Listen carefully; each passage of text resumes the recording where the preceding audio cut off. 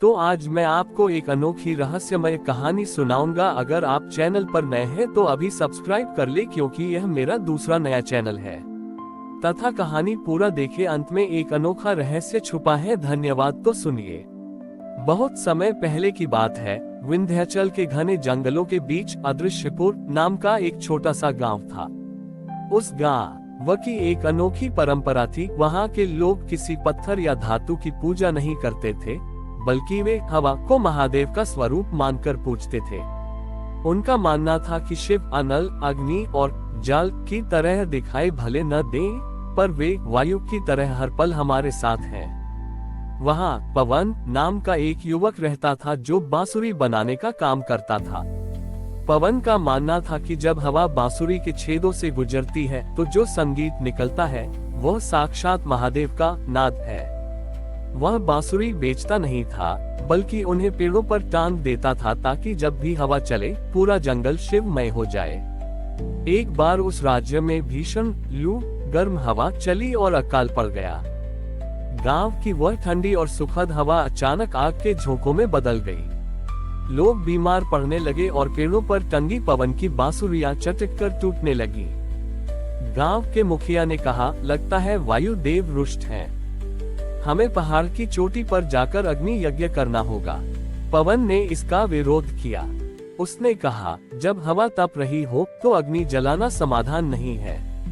हमें तो महादेव को अपनी सांसों में खोजना होगा। पवन पहाड़ की सबसे ऊंची चोटी पर गया, जहां हवा का वेग सबसे तीव्र था। उसके पास कोई सामग्री नहीं थी, बस एक अधूरी बनी बांसुरी थी जिसमें अभी छेद करना बाकी था। उसने उस बांसुरी को अपने होठों से लगाया, लेकिन उसने फूंक नहीं मारी। उसने अपनी आंखों को बंद किया और गहरी प्राणायाम क्रिया शुरू की। पवन ने अपनी हर उच्छ्वास छोड़ी हुई सांस के साथ महादेव का नाम लिया। जैसे जैसे उसकी सांसें गहरी और शांत होती गईं, पहाड़ पर बहने वाली गर्म हवा का रुख बदलने लगा। अचानक उस चोटी के पत्थर एक विशेष क्रम में थरथराने लगे। तभी आकाश से एक नील वर्ण की वायु उठी और पवन के चारों ओर घूमने लगी। उस वायु के बीच से महादेव का एक अद्भुत रूप प्रकट हुआ, समीरणेश्वर, वायु के स्वामी।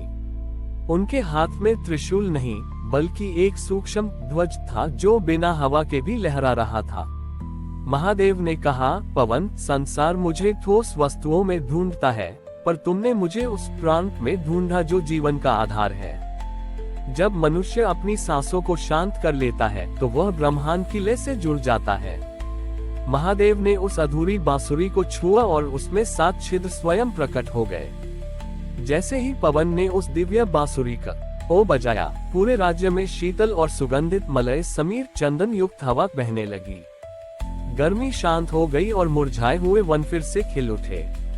हैरानी की बात यह थी कि उस दिन के बाद से गांव का हर व्यक्ति एक दूसरे का सम्मान करने लगा, क्योंकि उन्हें समझ आ गया था कि जो सांस उनके भीतर है वही उनके शत्रु के भीतर भी है, और वह सांस ही शिव है। समीरणेश्वर महादेव के उस वरदान के बाद अदृश्यपुर की हवाएं न केवल शीतल हो गई थीं, बल्कि वे ज्ञान का वाहक भी बन गई थीं। लेकिन महादेव की यह लीला अभी पूर्ण नहीं हुई थी। पवन की बांसुरी की ख्याति सुनकर दूर देश का एक अहंकारी सम्राट वज्रबाहु वहां आया। वज्रबाहु का मानना था कि जो चीज दिखाई नहीं देती उसकी कोई शक्ति नहीं होती।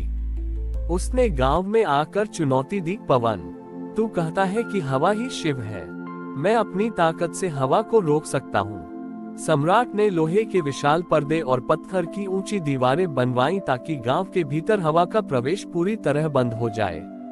उसने पवन की जादुई बांसुरी को भी एक भारी लोहे की तिजोरी में बंद कर दिया। जैसे ही हवा का प्रवाह रुका, गांव का वातावरण भारी होने लगा। पक्षियों ने गाना बंद कर दिया और लोग घुटन महसूस करने लगे। वज्रबाहु हंसा, देखो, मैंने तुम्हारे महादेव को कैद कर दिया। उद्धरण चिन्ह। पवन शांत रहा। उसने सम्राट से कहा, राजन, आप हवा को रोक सकते हैं, लेकिन प्राण को नहीं। जो शिव बाहर बह रहे हैं वही आपके भीतर भी धड़क रहे हैं। अचानक सम्राट वज्रबाहु को सांस लेने में तकलीफ होने लगी। उसने देखा कि उसकी ऊंची दीवारों ने हवा को तो रोक दिया था, लेकिन अब वही रुकी हुई हवा एक भयानक चक्र आत साइक्लोन का रूप लेने लगी। वह तिजोरी जिसमें बांसुरी बंद थी वह खुद ब खुद थरथराने लगी। बांसुरी से एक ऐसी गूंज निकली जो लोहे को चीरकर बाहर आ गई। उस गूंज के साथ ही साक्षात महादेव वायु के प्रचंड स्तंभ के रूप में प्रकट हुए।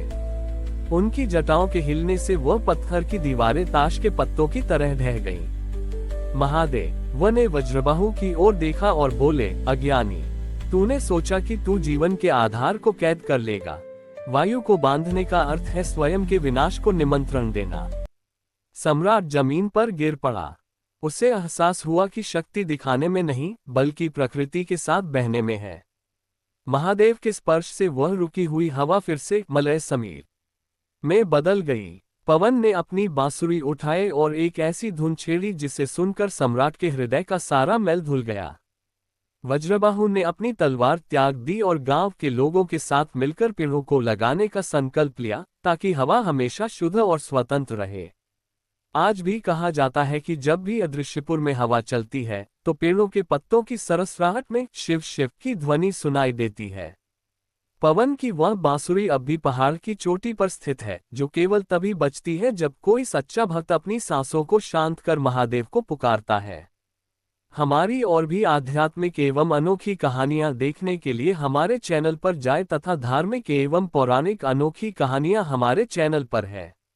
कृपया जाके देखें तथा हमारे चैनल को सब्सक्राइब करके रखें और वीडियो लाइक जरूर करें। धन्यवाद।